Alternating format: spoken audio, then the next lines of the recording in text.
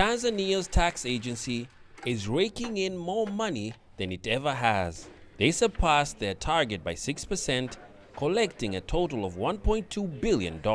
And with that number, senior management at the National Tax Agency says the close of the first half of the fiscal year, 2022-2023, was the best in over 2 decades.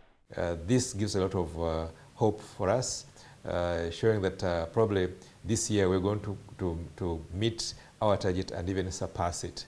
Part of the success comes down to manpower. The Tanzania Revenue Authority hired 1,500 new employees in July last year and deployed them in areas they say were previously unreached. That meant that people were now able to get tax services.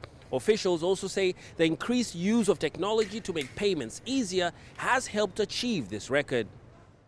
Tax expert Donisia Masambo says the public also appears to be more willing to pay their taxes after the TRA changed its approach.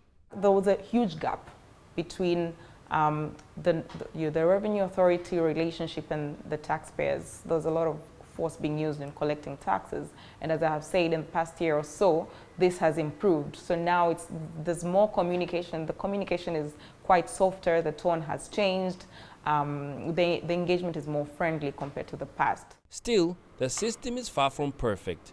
Experts in tax administration say Tanzania needs to develop innovative ways to collect tax. There's also a need for more trained tax collectors.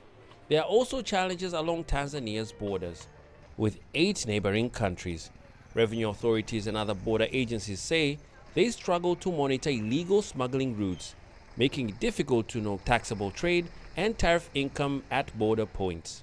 So many unofficial entry points, and this makes it difficult for us to be able to manage these entry points, which brings a lot of smuggling. The Tanzania Revenue Authority is gearing up for the second half of the financial year. Officials believe timely resolution of tax-related issues, improved customer service, and digital innovations would be key in setting collection records that will provide the government much-needed revenue to implement projects and change lives. Daniel Kijo, CGTN, Dar es Salaam.